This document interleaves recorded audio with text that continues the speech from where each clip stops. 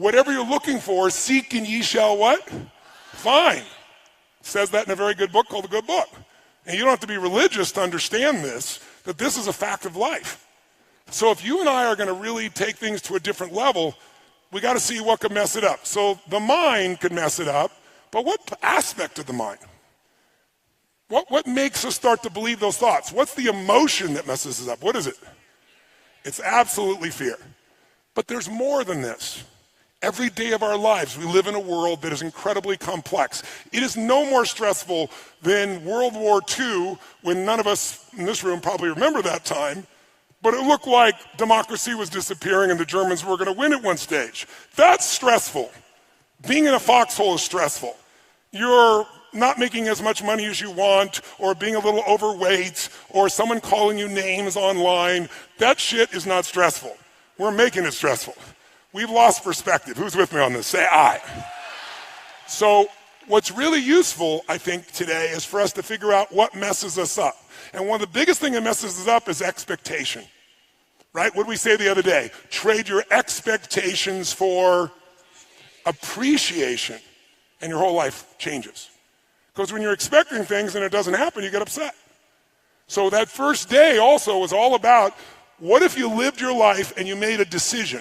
And the decision was, life is too short to suffer. It's too short to be stressed, pissed off, fearful, worried. Who's with me on this? Say aye.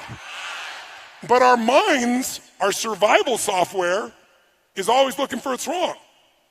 Our job is to create the happiness. And the only way you do that is you draw a line in the sand and say, I'm not going to suffer. I'm going to be honest. If I start to feel that stress, I'm going to breathe, and I'm going to realize we're the only creatures on the planet that can think a thought and become angry. Think a thought and become playful. Think a thought and be worried. Think a thought and feel loved. That's why we can change how fast? But you have to take control and train this brain. If you don't train this brain, it'll use you instead of you using it. You have to identify with your heart or your soul or your spirit instead of the brain. As I said, in China, the heart is the emperor. It is the highest energy. It's the thing that is worshipped, because when you were born, there was no brain. Your heart started beating and there wasn't a brain in you as a fetus. It has its own intelligence. It produces hormones that strengthen your bones. It is the strongest force in your immune system. This is the ticket. This is what we get caught up in. We want to use the head and heart together, and then we have the power of both of them. So to do that, though, we got to give up the expectation that people are going to behave the way we want them to. Because what are the chances, if your happiness is dependent upon everyone around you, your mother behaving the way you think she should, your father, your brother, your sister, your coworkers, your employees, what are the chances of everybody living the way you think they should? On a 0 to 100% scale, what are the chances? So why would we allow this to be? Because it's just a bad habit. And it's like my buddy Mike here with his daughter. Instead of trying to control her, he decides, I'm going to learn from her, I'm going to love her, I'm going to grow me. And that pulls her closer instead of pushing her further away. Instead of working on them, we're going to work on us. If I want to change you, the fastest way I can change you is change me, because we're in a cybernetic loop. If dad responds totally different than she can predict, she doesn't know how to deal with that anymore, now you have the upper hand. Now your love can penetrate her instead of the story in each other's minds. When he was talking to me on that first day about her, he was in his head. How many saw that? And then he left his head and got in his heart, and that's when he penetrated her. And look at mom over here smiling from ear to ear, going, nodding her head, going, yeah, that's cool. And look at Mike's big smile on his face, because he can feel the difference. So today we want to do our best to catch ourselves in our head, to get back on our heart. And then here's the biggest thing you need. You don't want to make the assumption that says, no, I've done 3 days and I'm done. This is the beginning, not the end. Who's with me on this? Say aye. Now, it doesn't have to be the beginning with me. If you want to do more with me, come to Master University. Or you can go do it with someone else. But you got to keep growing. If you don't keep growing, none of this will matter.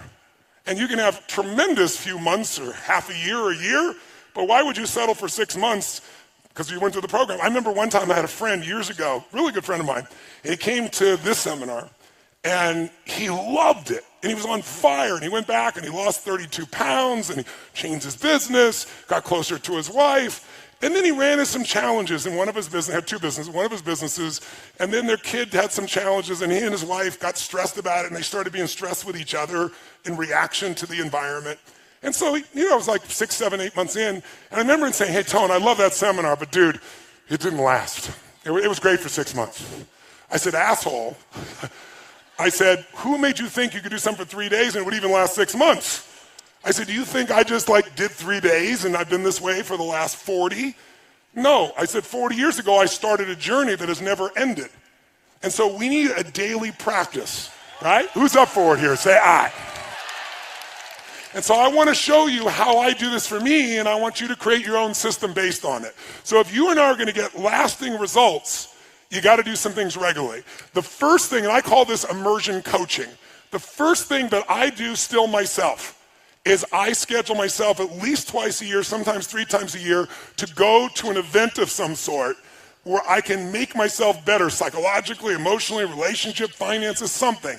I call it an event blast-off because most people learn a language in high school and college. Who learned a language in high school and college? Let me see your hands.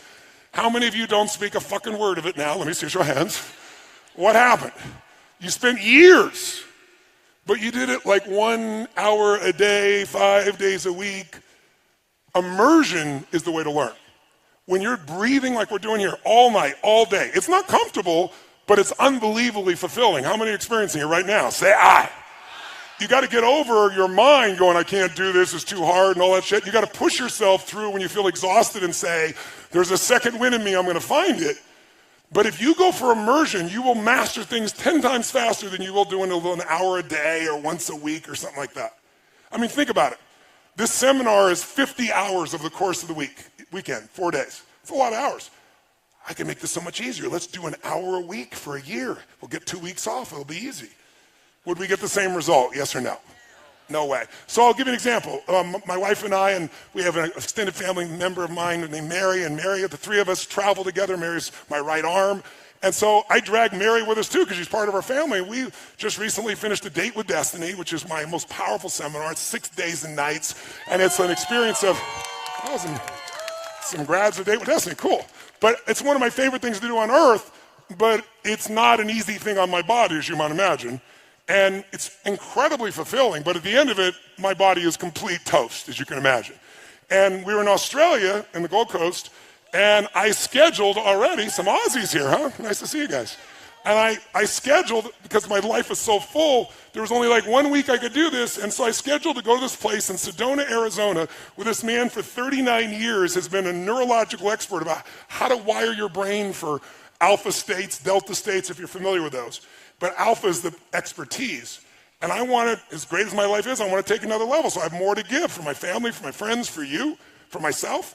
So we go for 7 days and nights. And this is what it was like. You got up first thing in the morning, 6:30, and you spent an hour and a half getting your brain wired with this glue shit. And they put like 180 of these electrodes on your head. My wife looked so attractive, and so did I. It was amazing. And then, after wiring you up with this goop, which, by the way, takes forever to get out afterwards. Oh, there's where we don't see the goop. You see just our hair afterwards. But the bottom line is, we go in, then you go in individual rooms. Like, I want to be with my family, right? I want to be with my wife. I want to be with my family. And I got to go in this dark little room that has no light. And it's freezing cold. It must be my karma for the shit I do to you people on a regular basis, right? And sure enough, I'm there for 14 hours in this room. You get 1 break, sometimes 2, run the restroom. And the entire time you are learning to think, and how you think, these electrodes create sounds. And you learn how to put yourself in the zone of alpha. But it's a bitch. It's horrible. I wouldn't recommend it to anybody that wants easy experiences, but I'd recommend it to anybody that wants to grow immensely. And the first day, I'm like, who do I got to shoot to get out of this thing? Oh, it's me. I'm the one that did this shit. Right? But by the end of the week, all 3 of us were able to go in this state of alpha. And if you're familiar with alpha, the best way I can describe alpha is there's no problem that can't be solved in alpha. Because every problem that we have was created by us. Destruction of the environment, to the pissed offness that you may have. And since we create the problems, any problem a human creates, we can solve. But you can't do it with the same level of thinking that got you there. So there's a science of it, and you can't cheat. This thing measures you. And then you take this frickin' test with 300 questions 3 times a day, the same effing test. And it takes forever. And while you're answering it, these electrodes are seeing what you're doing. And then the guy sits down with you, and it's called sigmas, and he goes, well, this is 2 sigma, this is even, this is 10 sigmas. And the more sigmas is how far you are off from what you wrote from what was really going on in your nervous system. So it was like, said something to me like that I was demanding. I'm like, what the fuck? I'm not demanding. What are you talking about? Right? But I guess I was, right? And you learn then how to let go of those old patterns, create new ones. So my point is, I'm doing okay in my life. I'm not exactly hurting. I'm having the most beautiful life I could possibly have, a beautiful mission, a beautiful family, beautiful children, grandchildren, beautiful experience to live in life. And yet I'm not willing to settle for that because I'm here to deliver more for everyone I love, including myself. And so what I do is I schedule it. Because listen to me, when you talk about shit, it's a dream. When you envision it, it's exciting. When you plan it, it's possible. When you schedule it, it's real.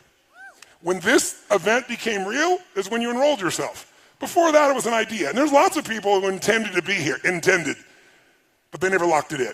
So I lock it in advance, because if I hadn't locked it in after Date with Destiny, there's no way I would have gotten on a plane, flown all the way there, and then put myself in a room for 7 days and nights. But I'm grateful I did. And I only did it because I already locked it in place. So I encourage you, number 1, figure out at least twice a year, what are you going to go to that's going to make you grow and expand? How many of you feel like these last couple days have been some of the most growth you've had in a couple of days here? Say aye. Then why settle for this one time? Again, I'm happy to do it with you. I have other programs if you want to come, but you're not limited to me. I don't care where you go. But before you leave here, you should schedule what's next. Do you know why? Because how many were looking forward to this for a long time and very excited about this? I'm curious. How many were quite scared about this shit, by the way? I'm curious. But here's what's interesting. After you achieve a goal, have you ever done this? Worked your ass off, achieved a goal, and you feel good, and then there's kind of a drop. Because we need something compelling to be going after, so we keep growing. So I always, right before I achieve a goal, I neatly set what the next thing is, and I lock it into my schedule, because otherwise there's that drop. And if I have the next thing, it's like you're going from peak to peak, as opposed to peak to drop to peak to drop. How many follow what I'm talking about here? Say aye. And the other thing I've learned, I taught this to all my children. And one time my daughter was talking to me, and she's like, Dad, you're so brilliant. And I said, you're absolutely right. And I said, honey, I am a smart human being. I've worked hard to be a smart human being. But probably my greatest gift is I do not let opportunity escape my grasp. If there's an opportunity and it scares me, if there's an opportunity and I don't have the time, if there's an opportunity and I don't have the money, in the early days of my life, that was all 3 of them. I didn't have time, the money, and I was fearful. I make myself do it because I know that if I don't get myself to do that, I'm not going to keep growing. My teacher, Jim Rohn, used to teach me this. He said, Tony, if you really want to have an amazing life, you got to learn to stretch yourself.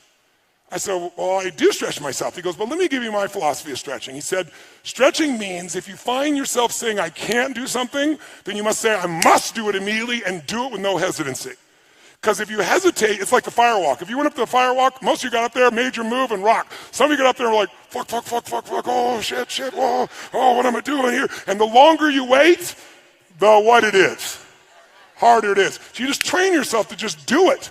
Instinctively push yourself. So if I say I can't, then I must. Now, when he first told me this, I said, well, if I can't, I must. If I can't jump off a cliff, then I must. He said, no, be intelligent.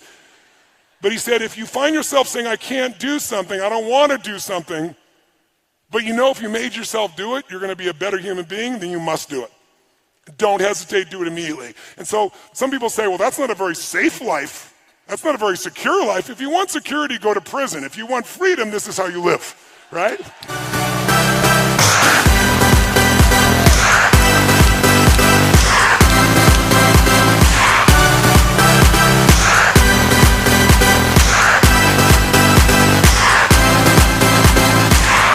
Shake them all your body for 20 seconds. Face a partner and say, I own you, baby.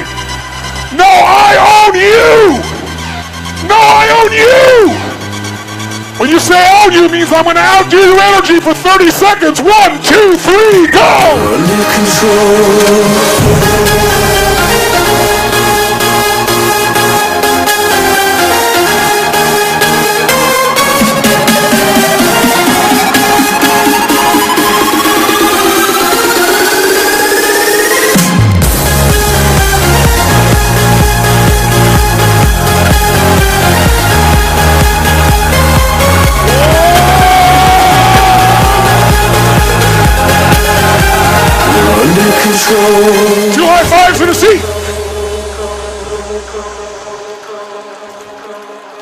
So once, sit down at peak state. I might be anyone. So once you've got events where you're going to make huge growth, the next thing you want to do, throw it up to number 2, is you really want to get yourself a coach or a mentor. Why do you want a coach or a mentor? You're smart. Well, I got a series of mentors.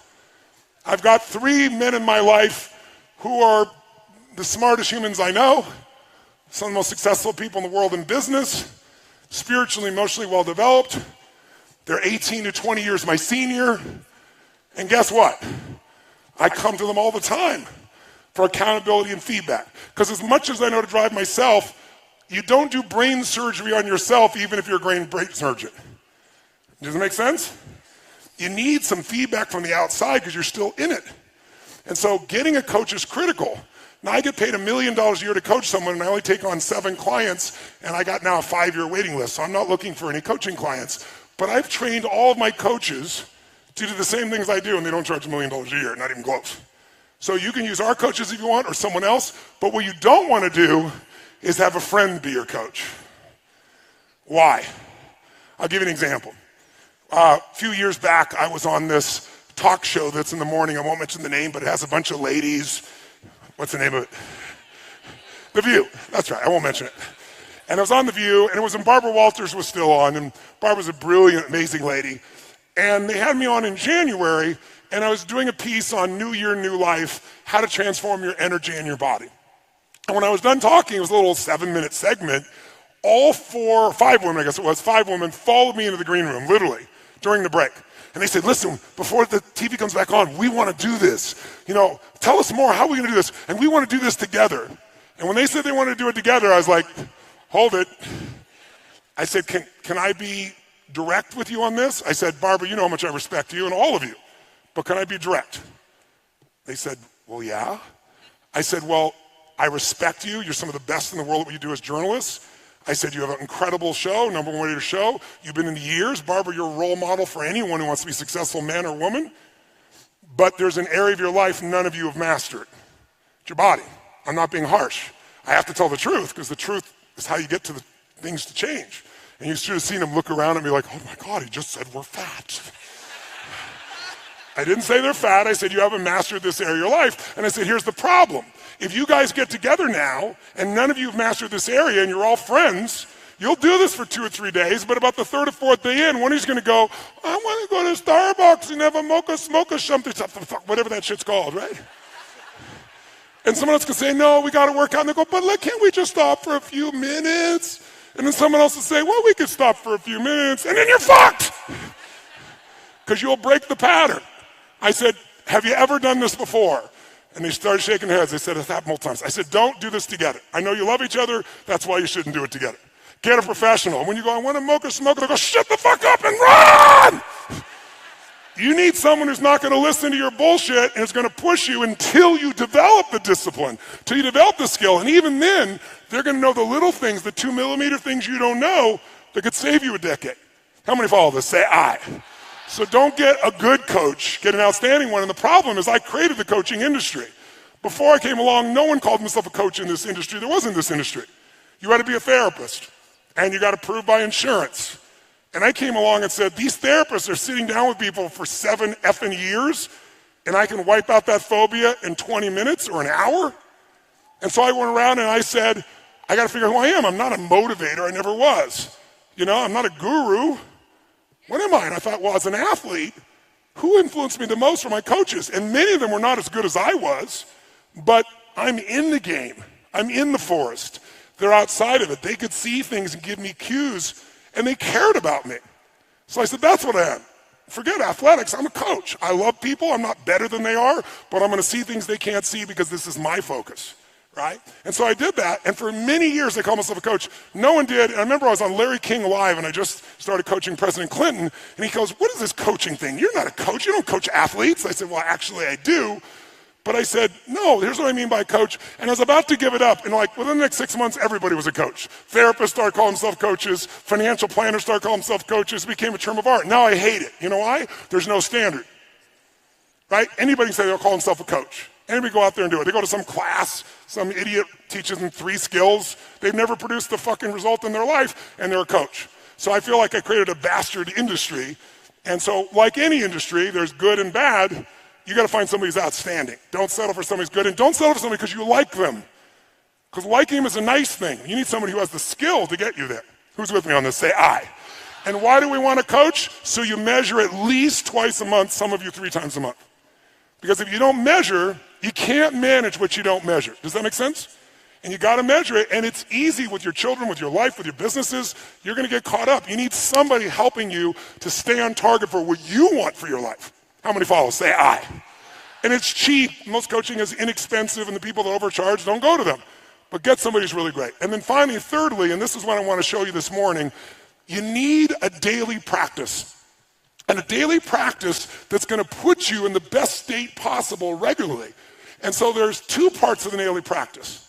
One is you want to feed your mind every day for at least 30 minutes. And when I say feed your mind, my teacher Jim Rohn used to say, miss a meal, but don't miss reading for 30 minutes. And I don't mean reading the web or your social media bullshit or Twitter. I mean reading a real book that you've selected because it's going to make you grow spiritually, mentally, emotionally, financially. Something that makes you think, something that gives you a strategy, not some cute little blog post that you can read in 5 minutes. I mean something that's going to make you not be mental candy, something that's going to produce a different result. Because our lives are the result of the input. Input a bunch of garbage, you get garbage out. So I would like never miss reading, and then I started listening to audios when I was really young. And the great thing about audios is you can do what I call net time, no extra time. So the biggest challenge we have is when am I going to read? When am I going to do this? When am I going to do all these things? The answer is it doesn't take any extra time. If you use net time, you can do it while you're cleaning the house, while you're working out, going for a walk. When you're driving in your car, should be your new university, where you're feeding your mind. Because if you don't feed your mind, weeds grow automatically. You don't have to work on growing weeds. They're going to be there if you don't do something to replace it. So every day, 30 minutes of either audio or a book, something that's going to make you grow. It'll feed your mind. It'll keep the momentum going. So this won't be just the one burst. This will be the one that got you going. And then you keep the momentum by doing this.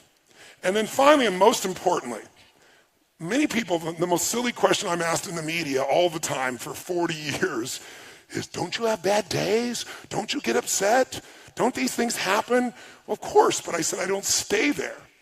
I've trained myself like an athlete trains their muscles. I've trained my emotional muscles, which, by the way, I think your emotional and spiritual muscles are the most important ones. Courage unused, does it grow or shrink? Which one? Faith unemployed, unused, does it grow or diminish? Diminishes. Passion unexpressed, does it expand or shrink? So the most important muscles that change your life are those mental, emotional, spiritual muscles. If we develop them more, we're going to experience more. So the way I do that is through a process I call priming. And this is the part that I really want you to get because it's really simple. Most of us, have you ever seen someone do something and thought to yourself, what the F is wrong with this idiot? Who's ever had that thought? How many of you ever done something yourself and thought, what the F am I doing? Okay? Many times we think we're thinking our own thoughts when we're not.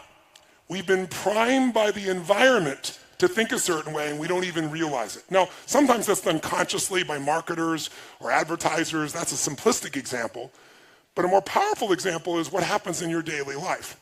So let me give you a couple examples so you become aware of the power of priming.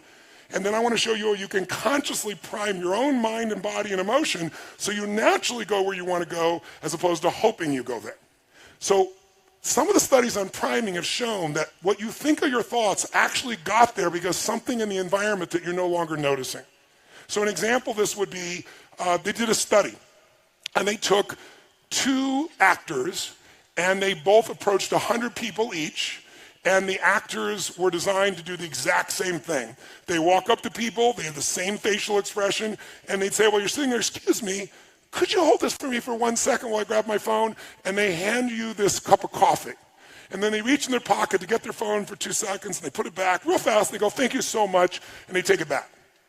And every time they did it exactly the same way with all the people, 200 people, 100 each. Each person did 100 people, but 50 of those people they gave hot coffee to. 50 of the people they gave iced coffee to. Now listen to this. This is mind-boggling. After 35 to 45 minutes roughly, a person walks by outdoors or at the mall, wherever they did this. They have a checkboard, clipboard, and they go, excuse me, we'll give you $20 if you'll give us 3 minutes of your time to read these 3 paragraphs and answer 2 questions. 95% of people do it. $20, 3 minutes, I'll do it. And they read these 3 paragraphs, which is this story about this main protagonist. And then the 2 questions are, tell us what's the first emotion that you link to the main character, and what's the second one? Those are the 2 questions. When they do this with people they had hot coffee to, 80% of the people, 81% to be exact, roughly 80, 81, say that the person they read the story about is generous and warm. Sometimes they add the word loving, but generous and warm is always there.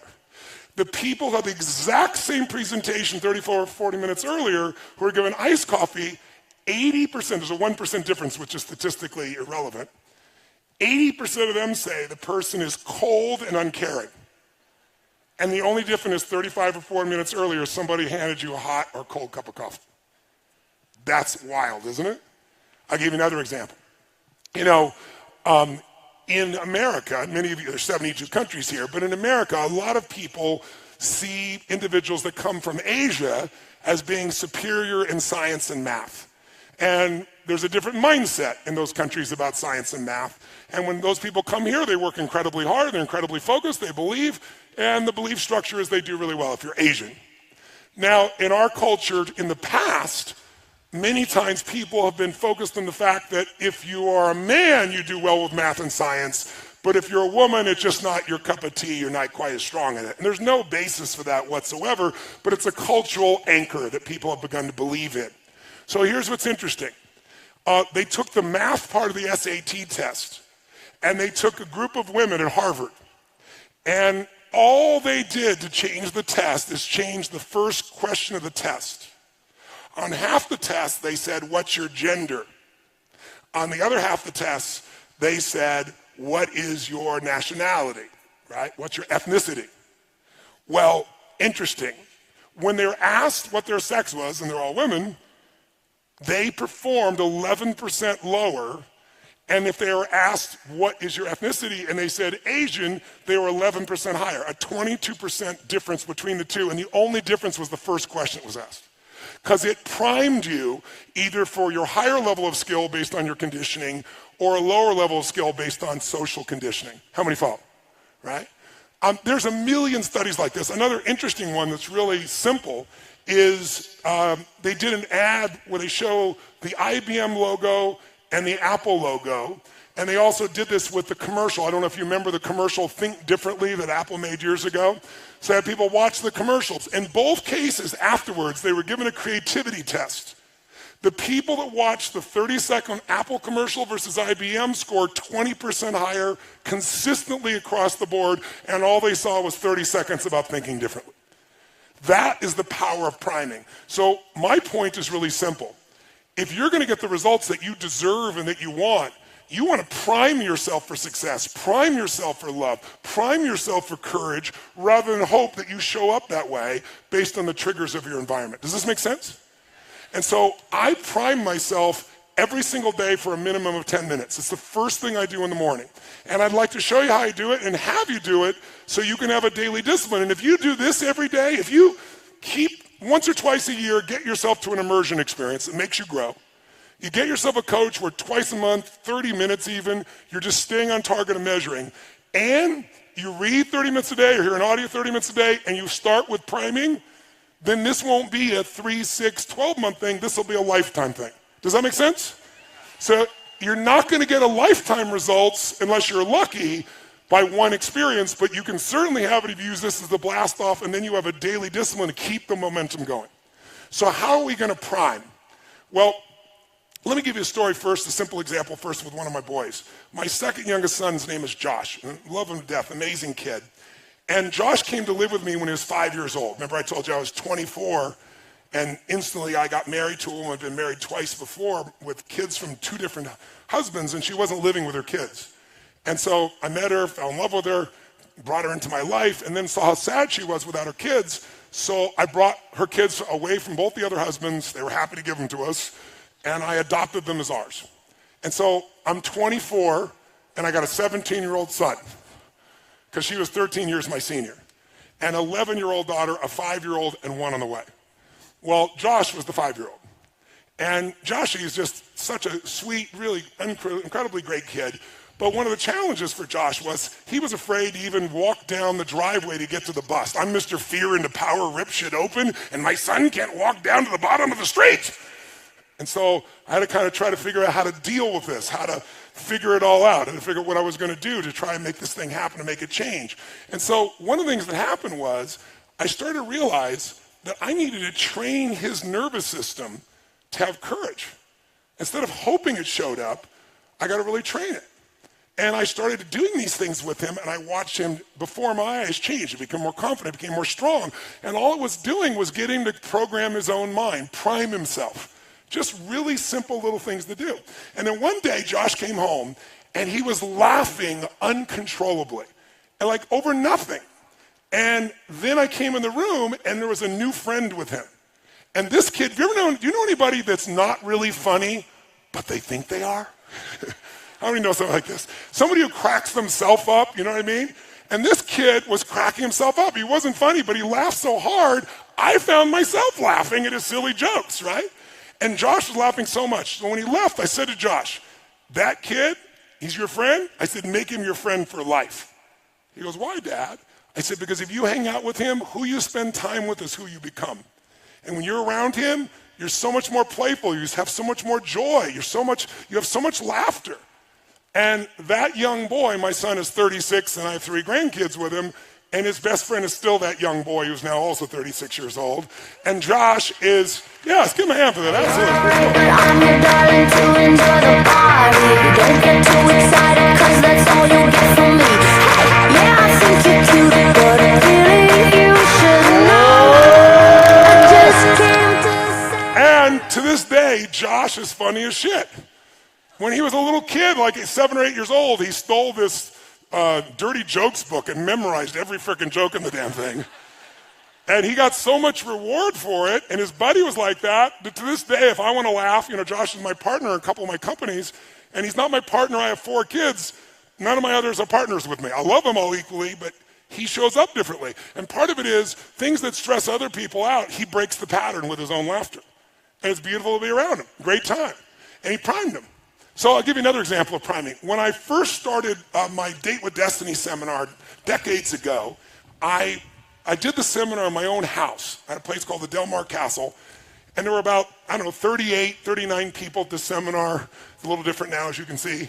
And I was delivering like my heart and soul into this particular program. And gradually I started looking around and going, man, I can't keep doing this in my house. There's not enough room. When we got to 100 people, I had to move it. But I wanted to keep it in, I lived in Del Mar, California. It's on the beach. And I thought, well, there's a hotel on the beach. And it's a really nice hotel called Le Berge. And we'll go down Le Berge, we'll do it there. And they have a room that'll hold 150 people, which is a giant seminar for me at those days. And what I didn't count on, I thought, this is great. People work on their beliefs and their goals and their values, and they can go outside and they can sit on the beach during the breaks, and breathe the fresh air. But what I didn't think about is right there in Del Mar on the beach, there's a train station. And so somehow my little brain didn't figure this out till it was too late. I'm in the middle of the seminar, and someone is sharing this emotional experience. This woman was raped, and she's going through it all, and I'm stepping in to help her, and all of a sudden you're, and you hear this freaking train whistle. And they do it like 5 times, so nobody misses the train. And so every time you start talking, you interrupt it again, and people are getting pissed off. And it was happening so often, because there were so many trains, that at one point I realized, I know the schedule when everybody will be pissed off. 8:30 a.m., 10:15, 11:30, 12:10, they're going to be pissed because the train's going to come. So I turned to the audience and I said, we kind of have a schedule for being pissed off right now, and I'd like us to train ourselves to feel differently. How many of you have something in your life or someone who can trigger you at times, annoy you. It could be a family member you love, but they have this little thing they do. It could be a husband or wife. It could be your kids. It could be a coworker. How many got one of these? Say, I said, what if we trained ourselves so the same stimulus that was making us angry, we trained our nervous system just using basic science, neuroscience, train our nervous system so the same stimulus makes us feel great. And people looked at me like, this is bullshit. What are you talking about? I said, here's what I want to do. Since the train's going to come 12 times a day and we have 3 more days together, perhaps we should enjoy the train. How many of you, when you were a kid, when you heard a train, you wanted to see the train and maybe count the number of cars or run down and be close to it? How many were excited when you saw a train? Raise your hand, say aye. Now you're on the way to work or a meeting and a train comes and it's in your way. Frickin' train! I'll give you a clue. The train didn't change, right? So the question is, I said, what if every time the train comes, we train ourselves to celebrate, to feel good, to enjoy? And I said, so here's what I'm going to ask you to do. Every time we are trained, I don't care if you're in the middle of the most important conversation of your life. I don't care if we're doing something what you think is so important. I don't care if you're tired. I don't care if all the books are on your chair.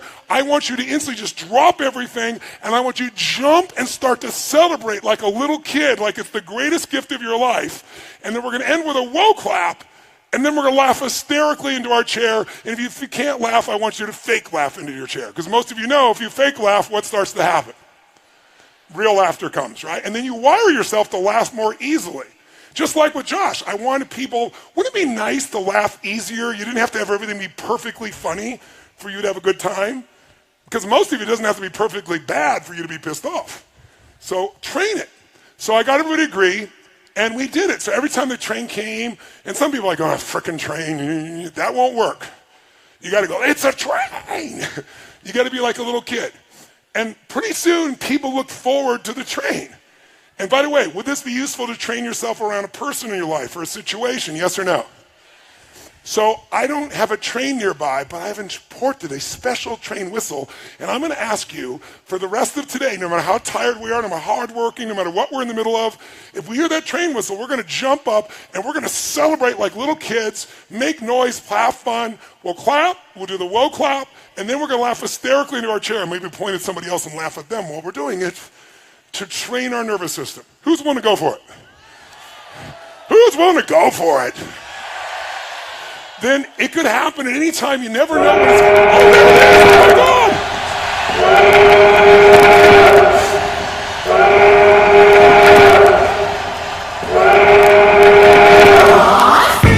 Make some noise!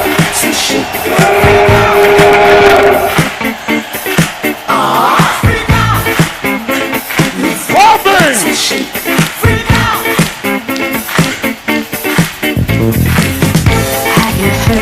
About the new dance craze. Listen to us. Let me hear you! To be had by everyone. It's up to you. Now laughing hysterically in your chair. Point at the people around you and laugh at them.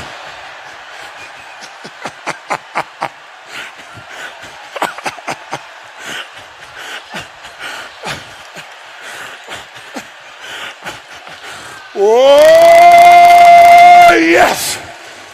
Now, does that feel good? Wouldn't that be better than being pissed off or worried? Could you do this enough? Could you do this often enough that you could wire yourself to laugh easily over nothing?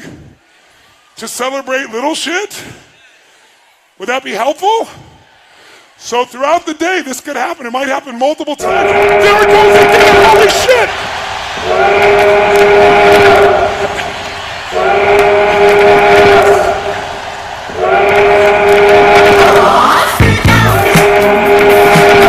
Make some noise!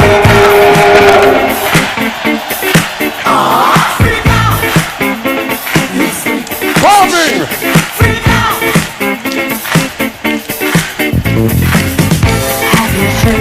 About the new dance craze. Listen to us. I'm sure you'll be amazed. Big fun to be had by everyone. Whoa! It's up to you. So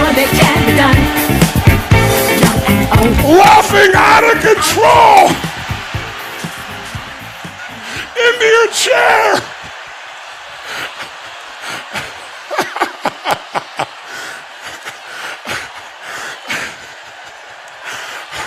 Oh, yes.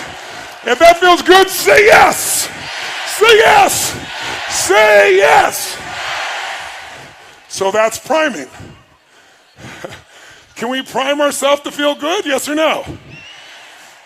What if you knew you would have a really important conversation with your kid or your spouse or your loved one, and you're starting to feel a little tension because you don't want to deal with this because you love them, you don't want to deal with the bullshit, but you know you got to. In this state of being primed about it, how's it going to go?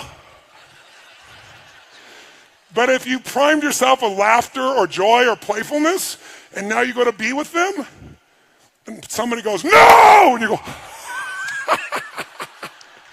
that'll fuck with them real quick, won't it? They don't have to deal with you enjoying yourself. So we are in charge. Here's the point.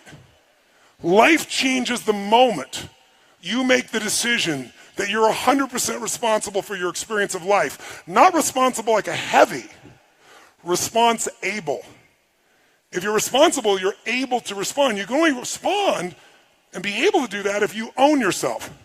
And if you know people can do anything, but still you're the authority of what it means to you. You're the authority of your own emotions. You're the authority of your own actions. Who's with me on this? Say I.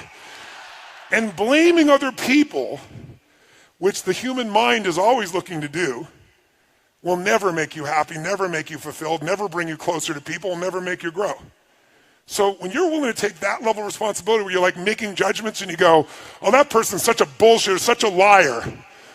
One of the things I always do is I do a reversal in my head and go, you're such a bullshitter, you're such a liar. No, I'm not. Where are you a bullshitter? Well, I did bullshit about that once.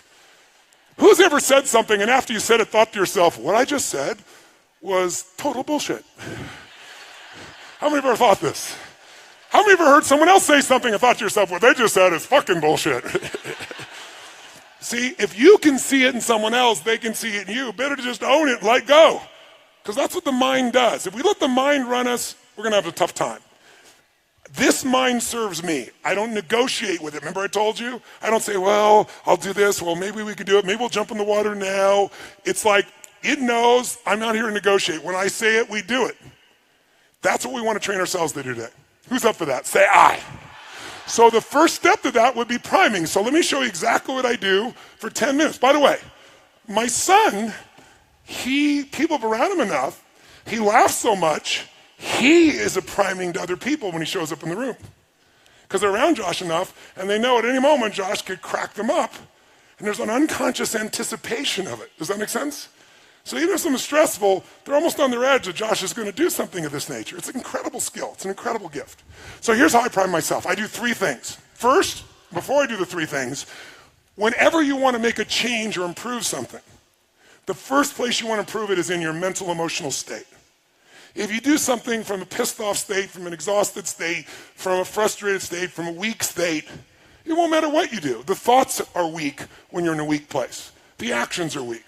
So the first thing we're going to do is I'm going to show you a simple breathing pattern. And the breathing pattern, if you're familiar with yoga, it's like breath of fire. It's similar to breath of fire.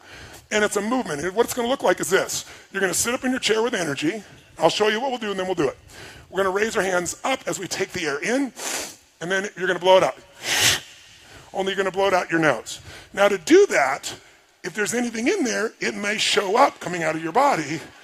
So if it does, just wipe it on your neighbor. It's not a problem whatsoever. So if you do have some Kleenex, you might want to grab your Kleenex if you've got some, just in case something happens, because you're going to be blowing out that nose strong. In fact, if you have some tissue or a sleeve or something, now's the time to use it. So here's what you're going to do. You're going to take the breath in. Your hands are going to go where? Up. And then as your hands go up like this, and we're going to do that over and over again for 30 breaths. I'll count them. We'll do 3 sets of 10. You're going to do this with your eyes closed.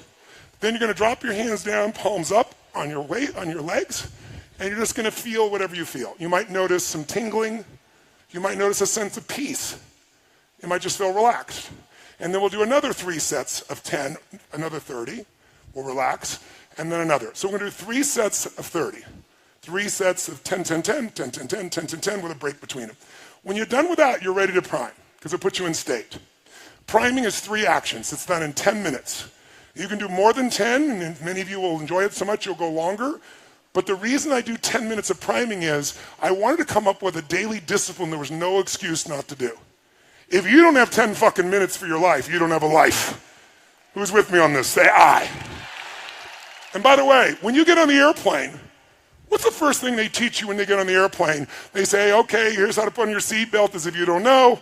And then they say, in the result of a loss of oxygen, what's going to happen? These masks are going to drop down, they have oxygen, and the first thing you do is grab it and put it on your child. It's the first thing you got to do. Is that what they tell you? What do they tell you? Put it on yourself, you selfish bastard. What are you talking about? Why do they tell you to do that? Because if you don't take care of you, you can't take care of them. And what a good metaphor for our lives. Yes, give it up for that piece as well.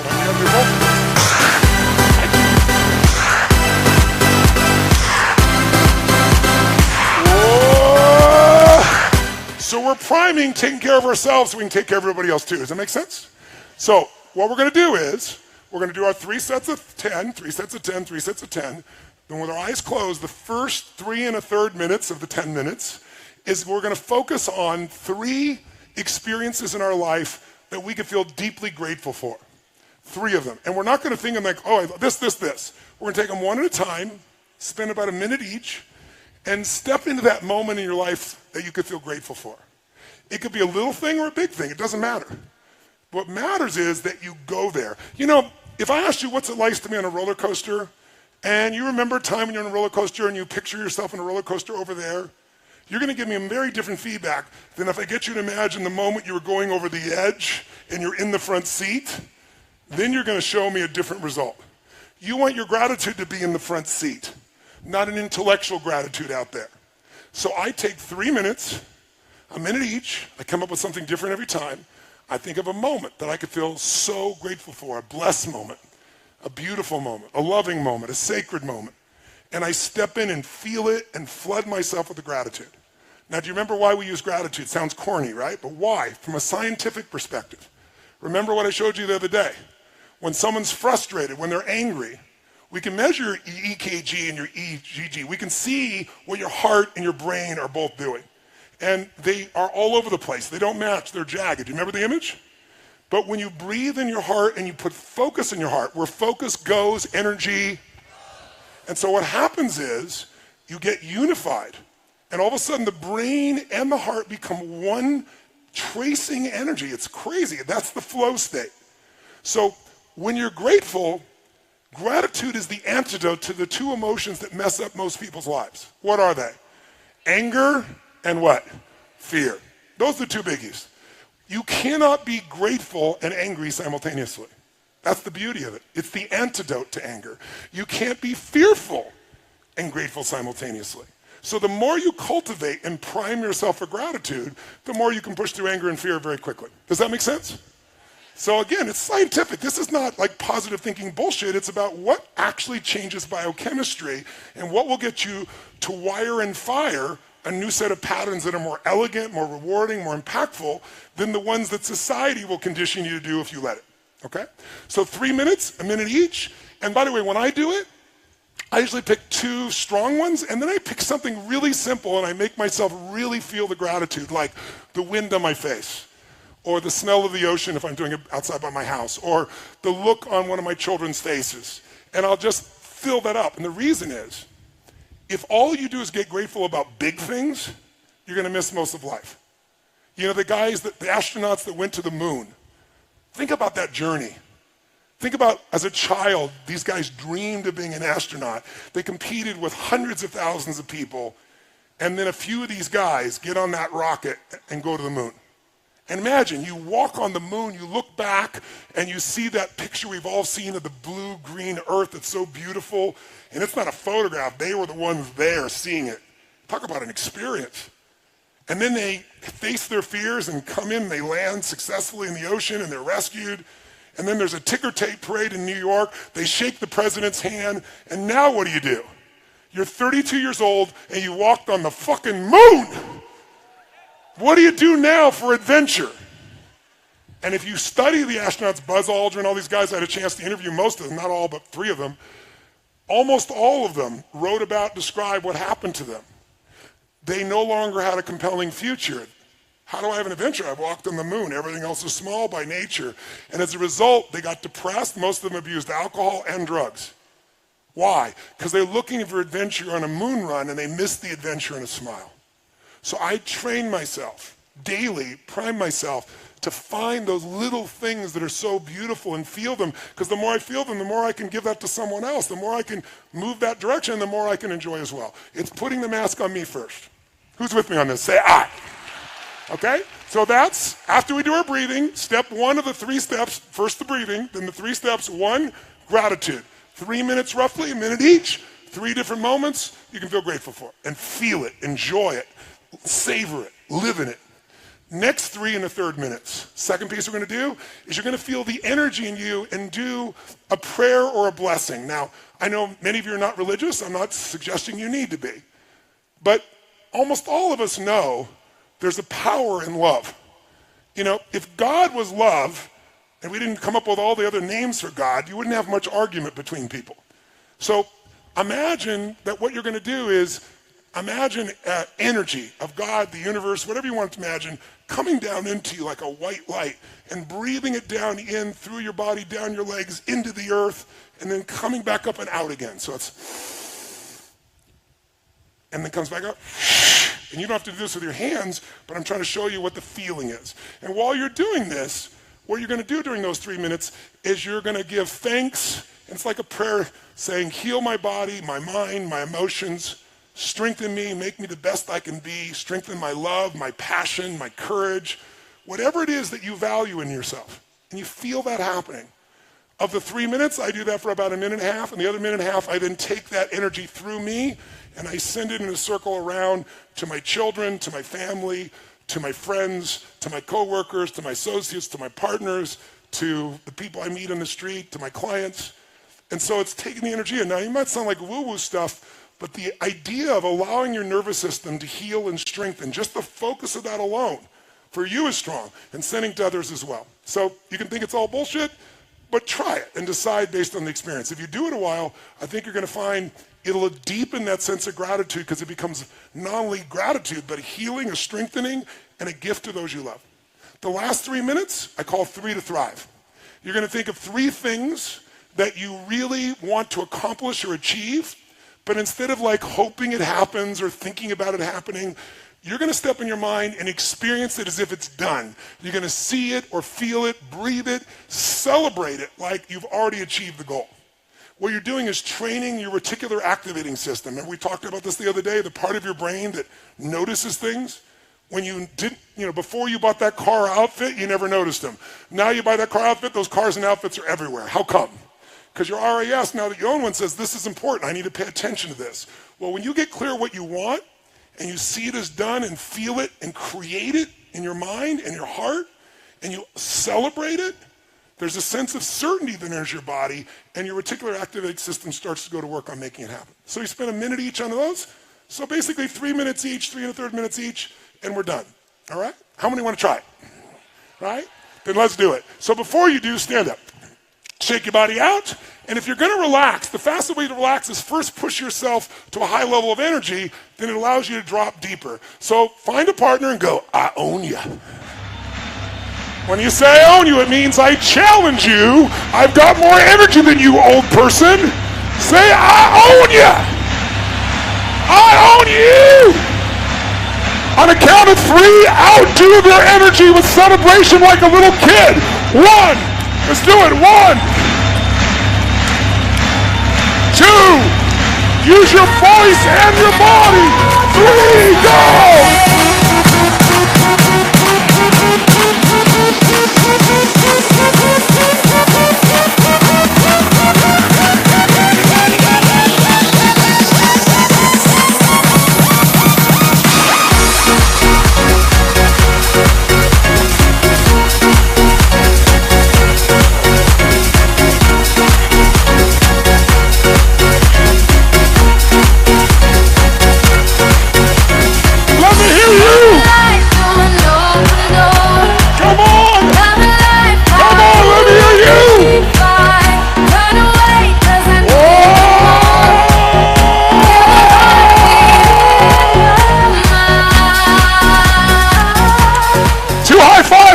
seat, feeling great.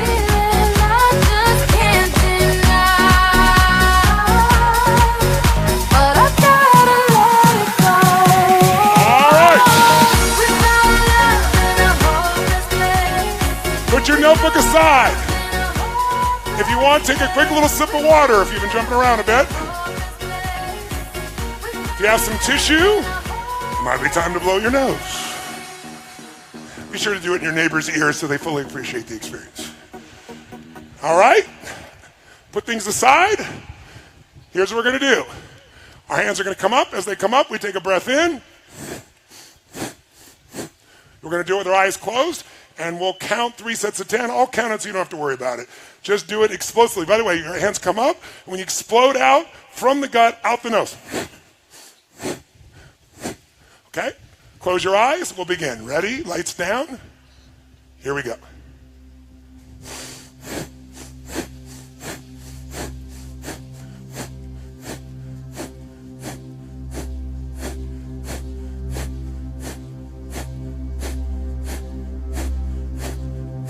I should hear you. It should come out your nose loud.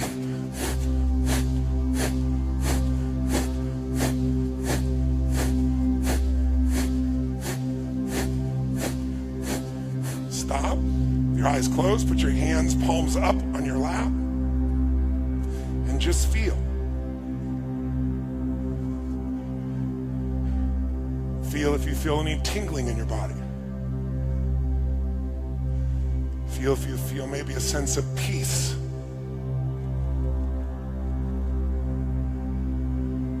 Maybe be a hint of happiness every now and then for some of you. Just for no good reason except you want it.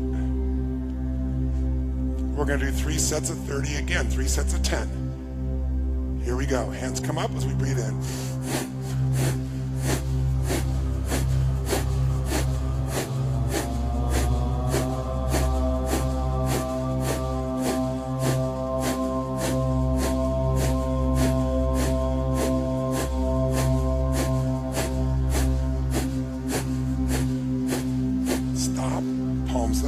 Closed.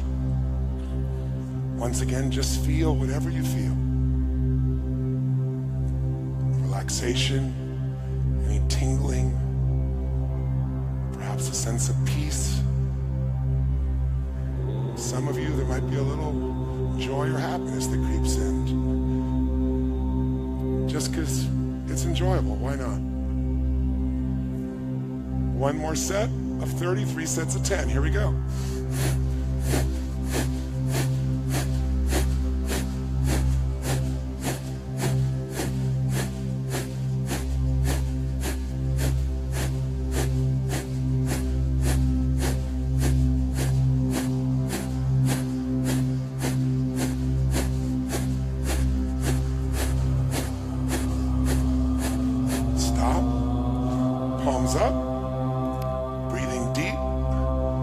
Enjoying it.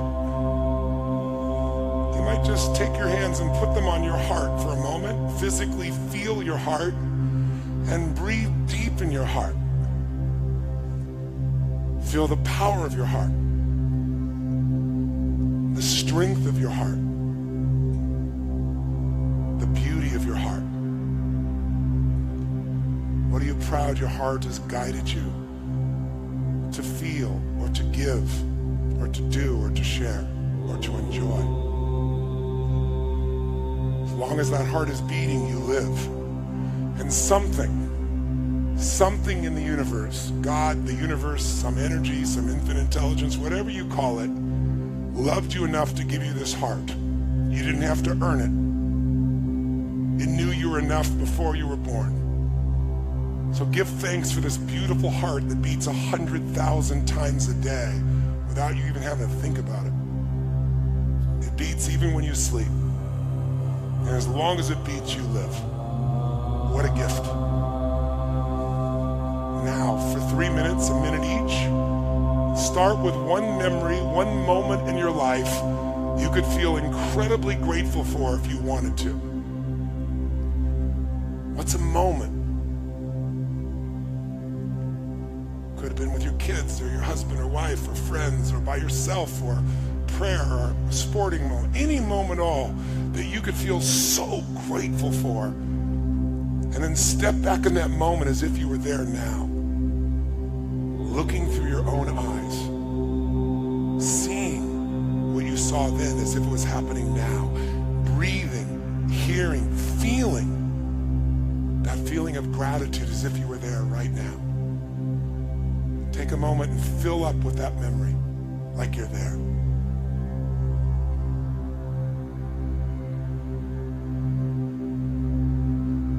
Enjoy it. Savor it.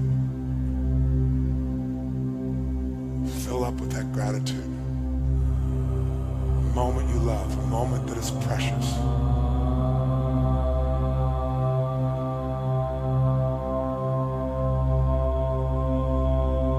Think of a second moment now you can feel deeply grateful for.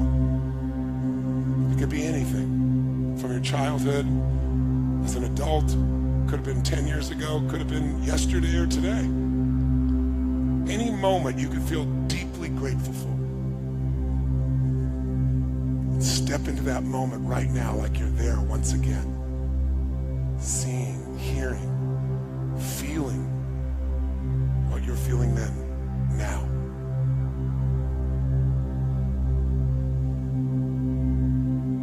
Fill up with that gratitude.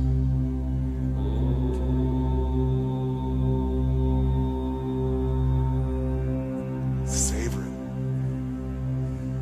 Give thanks. Feel so grateful.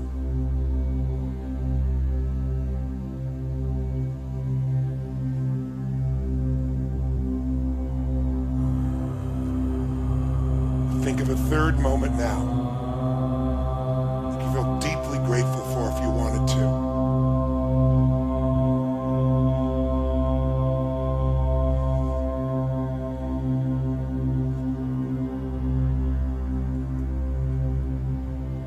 See it, feel it, hear it, experience it. You might even feel a smile inside that starts to show up slightly on your face if you wanted to. Fill up with the beauty of that moment. The love or the sacredness or the gift of that magic moment. Feel that that moment was a blessing in your life, wasn't it?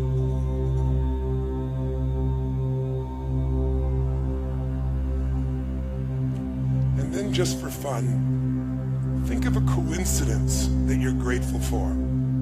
You know, we all love coincidences because we didn't make it happen. It was life happening for us, not to us. You were heading to a restaurant or to a meeting and you met the love of your life. You weren't planning on it. Or a business partner. Or you got exposed to an idea that changed your life. And you didn't do it. Life, God, the universe brought it to you. It's really beautiful when we can start to see that life is always happening for us, not to us. Even the problems are gifts if we learn from them. They lead to greater growth, aliveness, love, certainty, strength. What's a coincidence you're grateful for that happened because it led to something you treasure, you value, you appreciate, you're grateful for? Fill up with that gratitude. And was it a coincidence or were you guided?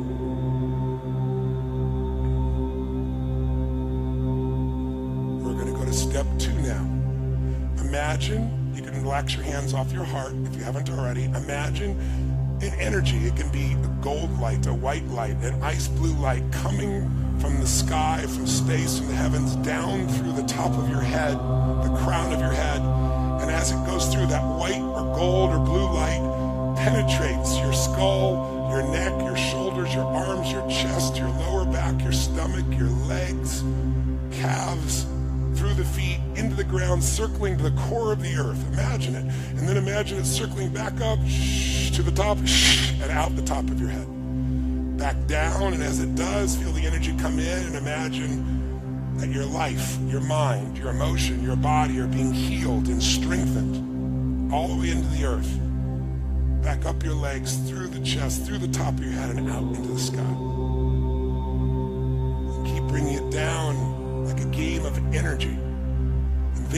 yourself as you do this. Heal my body, heal my mind, heal my spirit.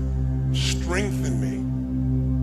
Strengthen the best parts of me, my courage, my faith, my determination, my love, my passion, my compassion, my caring. And then do it again and just feel like each time it's almost like a cleansing and a strengthening of your whole nervous system. Like every cell, every nerve in your body feels alive, healed, strengthened. Like the best parts of you are getting stronger. Your love, your joy, your playfulness, your laughter, your faith, your determination, your persistence, your love. And when you feel really like energy or trust that's there, it's like a prayer or a blessing.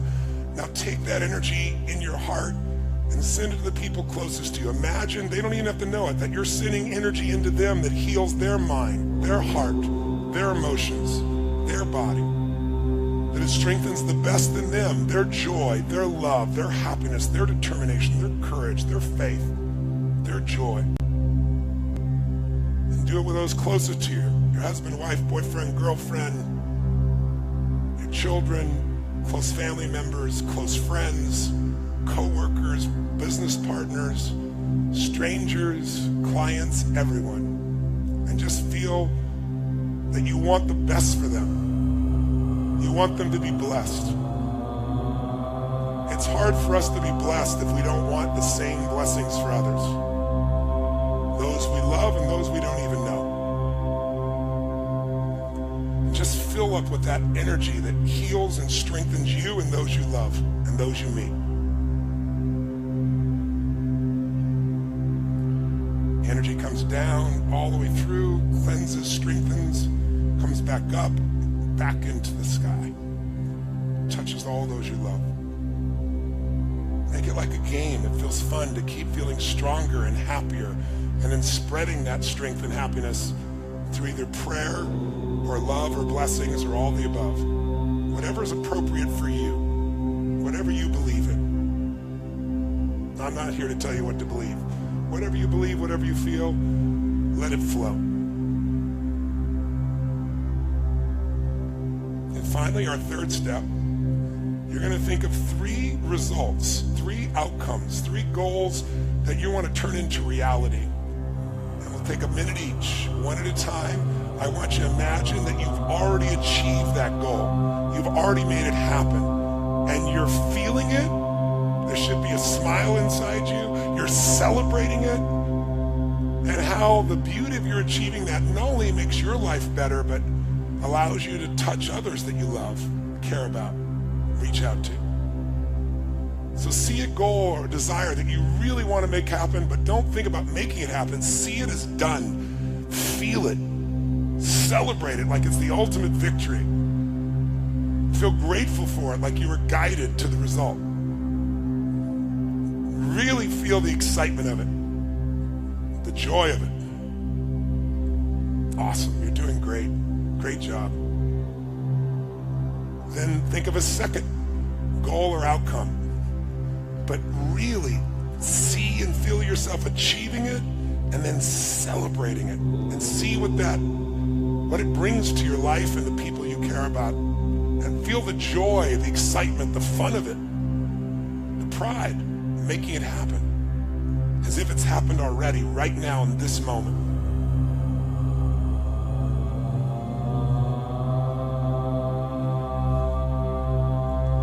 And finally, think of a third outcome or result you want, a goal you want to make real. Step in it like you're there. See and feel yourself achieving it and being out of your mind with excitement and gratitude and joy. You might even just make yourself smile really huge for the sake of it, or a subtle one inside, whatever you prefer. But really feeling the appreciation of this, the gratitude, the excitement of it, the joy of it. It is done. Amen. Feel it. Breathe it.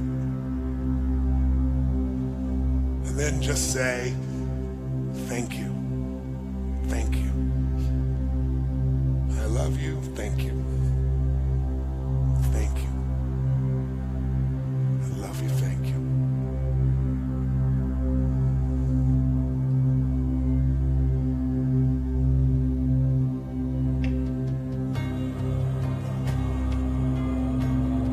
Continue to breathe, feeling this gratitude, feeling the joy, feeling the blessings in your mind, body, heart, and soul, the blessings to those you love and meet. And start to feel the achievement, the joy, the excitement, and start to build that energy a little bit inside. Like the energy is building up inside you, and it's going to build to a peak where you're going to expand and make a sound in a few minutes. Not just yet. Just feel so grateful, so happy, so blessed. When you're ready, you can open your eyes. And when you're ready, slowly, when you're ready, you can rise up and begin to stretch your body and just feel that energy inside you, building, strengthening, feeling grateful. And then let the energy rise up. Stand up and rise up. Extend your body. In a few moments, we're going to make a sound, the loudest sound you've ever made that you could enjoy making, a sound of joy, of excitement, of playfulness, of grace, of guidance. The kind of sound you make if you were thanking the universe or God for all that's inside you, all that you've lived, all that you're going to live, all that's coming. Get ready to build it up. Faith, joy, excitement, energy, passion. More excitement, more energy, more joy than ever. Get ready. 1, 2, unleash the sound!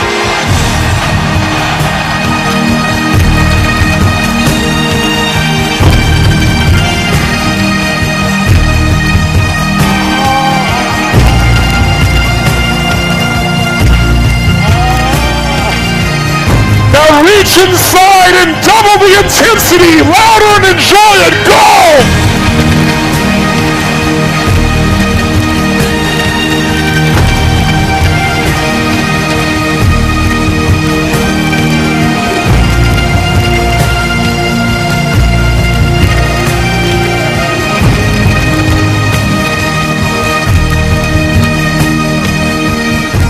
Now, bring it into your heart.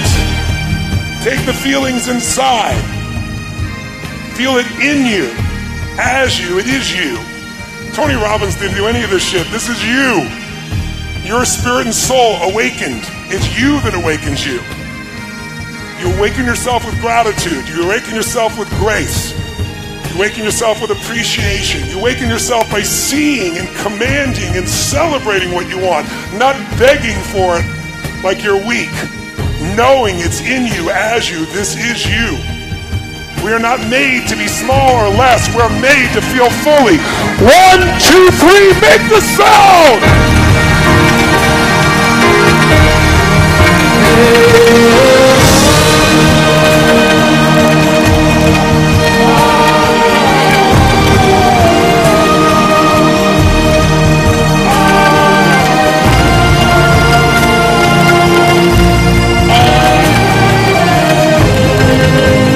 Again and double the intensity. You gotta enjoy it. Go!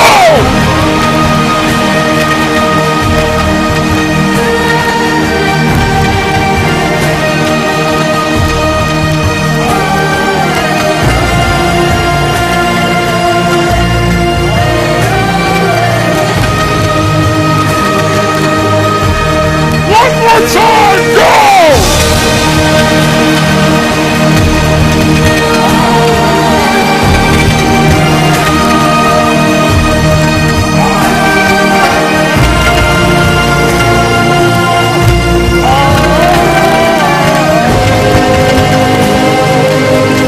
One more, go for it!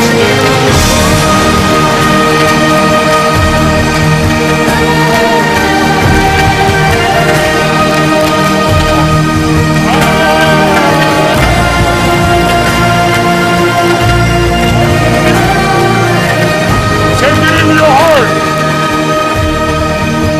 Breathe it inside you. It's in you. As you, this is the real you. If you strip away the conditioning, if you strip away the fear, and you prime yourself for your true nature, gratitude, love, strength, caring, passion, aliveness. This is what we're made for. This is who we are. Everything else is just fear and conditioning. And we are more than anything that could ever happen to us, more than anything we could ever face. You are more than any problem. No problem is permanent. Only our souls are permanent. Problems are the gifts we grow from. Turn to someone next to you and tell them, what were you grateful for? What did you remember? What did you achieve? And how are you feeling right now? Go. Grab a partner and tell them, what did you remember? What did you appreciate? Hold on to me as we go.